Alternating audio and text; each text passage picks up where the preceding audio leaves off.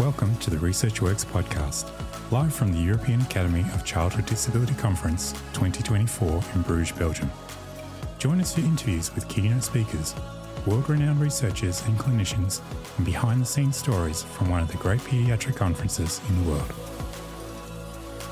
Hello everyone, I have got Stefanie Bradley here with me at the moment. She's from Bloorview Research Institute and the Holland Bloorview Kids Rehabilitation Hospital.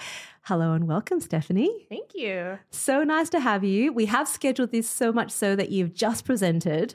So yes, that high of like the nerves, anticipation. So this will continue for a little bit longer, but this is a casual conversation. It'll be great. Excellent. And hopefully we can expand a little bit more on what you presented. So before I get you to give a bit of a summary, which I know is always so hard to summarize all this work into 60 seconds. Yes. We'll start from there. But the title of your presentation is Feasibility, Integration and Outcomes Associated with 6 weeks of Physiotherapy-Assisted Exoskeleton Therapy in a School and Outpatient Context for Children with Cerebral Palsy. It's a great title, lengthy, but you got to include all the detail in there. So that gives a really good overview already. But how about you give us a bit of a summary of what your work entails? Sure, yes. So I'm from Toronto, Canada. I'm working at a pediatric hospital, and essentially we're looking at how a robotic exoskeleton can be incorporated into physiotherapy for children between the ages of 4 and 6 years old. Okay. So it's been quite a journey. We got a exoskeleton called the Trexo Plus exoskeleton from Trexo Robotics in Canada. And essentially we have been training up our clinicians, our physiotherapists on how to use this exoskeleton and then deliver productive therapy. Okay. So we incorporated that into a school for JK to grade 1 aged children. And essentially we were tracking how feasible it is to work in school when they're receiving the exoskeleton therapy 2 times a week. Okay. Once in gym class and once individually. And then we also did it in our outpatient center as well. Fabulous. Okay. So really was trying to integrate to a very natural setting for a lot of these kids, which is school.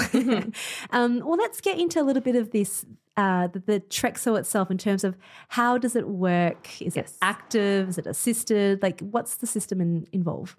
Yeah, so it's called a lower limb exoskeleton. The exoskeleton is special because it actually suspends from a traditional walker. So if you picture a walking frame, the exoskeleton legs extend down vertically and it kind of aligns with the user's own legs. Yes. And it helps guide their legs through the gait cycle. Right. Okay. So it is powered. There is a battery that also is suspended onto the walker and it provides a proportional amount of assistance to the user, however much they need. Okay. Yeah. And is that support that's being provided, is it dynamic? Is it something that you can preset for just a certain level? How does that work? Yeah, so that's a great question. The whole exoskeleton is controlled with a tablet. Okay. It's actually very easy to use.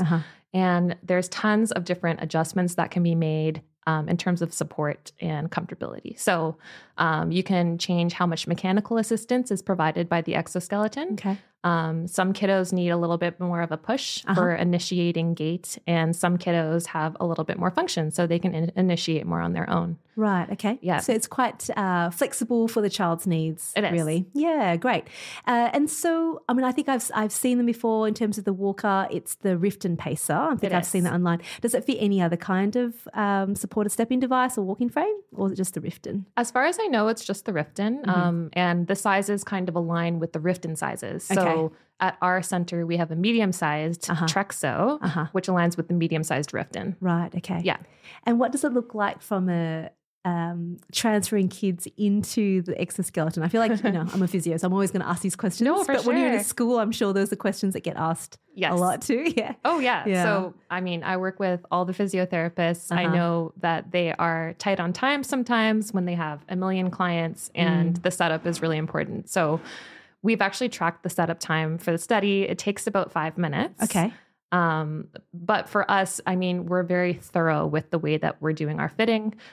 So we kind of have a personalized adjustment profile that we save for every child. Yes. And then we will extend the leg lengths for the Trexo for however long they need to be for each child. And our physiotherapists became very competent very quickly in terms of setup. Yeah. I think, when you have a background of bony structures and anatomy, you know where things might need to align. Okay, so let's get into a little bit of the study now. So it was a single group study, am I correct? It was. Yep. Yes. And can you tell me a little bit more about the outcome measures that you used? Yes. Yeah. So here in Belgium, I was presenting feasibility measures for the most part, but our study is actually quite vast, and we are tracking muscular outcomes, we're tracking neuroimaging outcomes, and we're tracking heart rate, we're tracking qualitative outcomes, we're tracking just about everything we can. On the ICF, just map it all out. We really want to know how it affects the whole body, you know? So our intervention is 6 weeks long. And the reason it's a single group study is because it's a feasibility study, so 10 children. Yep. And now that it's finished, we know that we're able to extend probably to a broader demographic. Okay. Maybe GMFCS level 5s. Okay. Our study was with GMFCS level 4s. Right. And in future, if we also expanded the study, I would love to measure some psychosocial metrics and quality of life as well. Yeah. Great. Okay. So you have a wide range of measures. Absolutely fantastic. A question with regards to, well, actually, let's just summarize the findings first before we get into more of the details. I've got so many questions, but what were your main findings, the ones that you presented today? So today, the main findings we presented were safety. So we tracked any discomfort any child felt during the study. We found that the exoskeleton, in summary, is very safe. Out of all 120 physiotherapy sessions, there was discomfort noted in 12% of them. Okay. And discomfort as in like post-use discomfort or during use discomfort of, the brace or? Post-use, it was all very minor. Okay. Generally resolved within 30 minutes. Okay. Some transient redness, essentially. It's commonly seen with different types of exoskeletons like the Locomat or other things that require, kind of a complex fitting with the child's body. Yeah, sure. Okay. We also tracked goal setting. So there were goals set with the treating physiotherapist. There were goal sets with the families. Yes. And we found that overall, all the individualized goals were met and exceeded, actually. Okay. Which was surprising in a very pleasant kind of way. Yeah. And we also measured the GMFM as our primary motor measure of the study. Sure. So we did find that the average change was around +1. So it's suggestive of a positive change. It's probably too small of a group to say whether it's clinically meaningful. I would love to see it with a larger group. Yeah. I mean, that'd be interesting. I was just talking about it quite with another presenter earlier. You can measure with the GMFM, but when they're very specific interventions that might not target to areas of the GMFM, you may not find that overall change, right? We talk about this a lot. Yeah. So being really specific. So individual goals is really important to be able to track, particularly in a feasibility. Like, what are we actually looking at here? For sure. And I mean, with these kids, even our group of 10 is so diverse. We know CP is so diverse in general. That's right. Yeah. So when it comes to these results, so they're trending in the right direction, it tells you that you want to look into it a little bit more. Why would someone use a Trexo for, in this group, up to 6 years of age, 4 to 6, wasn't it? Versus not using a Trexo, particularly for kids who, would use a supported stepping device anyway. Why would you go down the path of a Trexo? So essentially, when we were choosing the group for this study, GMFCS level 4s, we thought that they might have the most to gain in terms of novel experiences with the device. So, I mean, they do spend the majority of their day sitting in an adapted stroller or a wheelchair. Yeah. And we found that this device could expose them to really new and novel muscle movements, potentially some sensations that they've never felt before. And even just showing them what stepping feels like, reciprocal stepping. That maybe they haven't experienced in their manual walker. And for these kids, using their manual walker is sometimes very effortful. Sometimes it depends on the child, but sometimes it can be a little bit stressful. So the exoskeleton provides support so that they can still do upper and lower based extremity activities. And it might not be so effortful. Yeah.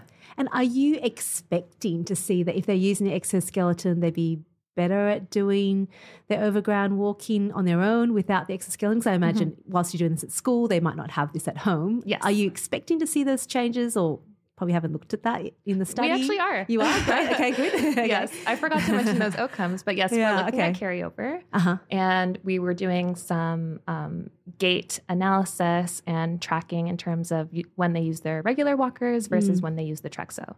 So we were seeing, we were doing the 6-minute walk test, the 1-minute walk test, and looking at quality of gait, how it changes pre and post exoskeleton training. Ah, I see. Yeah. Okay. No, that's really interesting. Because I think that's such an important area to look at, which obviously you guys are all over already. I remember there was a talk I went to several years ago, and I remember Diane Damiano's, was making a comment about just when we're using exoskeletons, because I know she looks into that a fair bit as well. It's just the balance of what's being provided for the person versus the internal drive of how they initiate it. And it's being careful of that balance, isn't it? So making sure that if you're going to use this, you're also having time outside of it, so you're still initiating. Definitely. Yeah. Yeah. And I mean, we were tracking some occupational measures as well. So how it affected their daily life at home. Parents would make goals like being able to hold a spoon for self-feeding or being able to sit upright on a couch to read a book. Right. And those were things that we kept track of as well. Right. Okay. Yeah. So we're aware it's like a whole body experience. We saw lots of things we didn't expect to see, like changes in like maybe self-esteem or confidence, communication, verbalization. Yeah. Things I wasn't prepared to track at the beginning of the study. I'm really measuring so many things. What else to add? But I mean, all things, whether or not it improves a child's ability to take more steps by themselves, I suppose the most important thing is there's autonomy of movement. Yes. It's embracing what mobility could look like, even though it might look different for different people. Yes. And we just need to be able to pursue those ideas when it comes to autonomy of movement without a therapist always holding on to them. Like, for sure. It can't be about us with them all the time. Yeah. Yeah. Okay. So where to from here then? Because obviously there's a lot more to go for this work and this being a feasibility. Where do you hope to see this head? I mean, I would love to see the exoskeleton used. Well, I know it is being used, but I'm not sure in a research context for groups outside of cerebral palsy. Okay. GMFCS level 5s we think would be a good fit for the device in the physiotherapy context, and we would love to try that as well. Right now I'm in the part of my PhD where I'm kind of analyzing all the numbers, crunching all the data so that I can summarize everything. Yeah, into one slide. It'll take 30 seconds to talk about. Yeah, or so depressing, isn't it? Yes, in the case of today, 7 minutes, which seems impossible. I'm here with also Dr. Virginia Wright, who's a physical therapist and one of my PhD advisors. So she does tons of incredible work, as well as Dr. Tom Chow, who's my other advisor. Yes. Great. So lots to look at there. And I suppose it's something that we want to see more of and always want to know more of, because I know I've only seen this in social media. Like there's social media and what that accounts for. And we just want to be able to understand what it actually is for and who's it best used for and what the parameters are. Because often you just get snapshots on social media. For sure. Yeah. I think with new technology, it's all about kind of refining that fit, right? So I think some people use exoskeletons, as a walking device, a gait trainer. For our study, we were using it in focused physiotherapy. Yeah, right. I know the Trexo is in the homes of some families, so it's the parents using the Trexo. Yeah, okay. For us, we kind of took a clinical approach. Yeah, sure. Yeah. Okay, no, that sounds really interesting. I guess the only last thing to go from here is something that people will always be talking about, I guess, cost-wise. How do people fund this at the moment? I know this is part of a study, so it's a little bit different probably, but any advice there?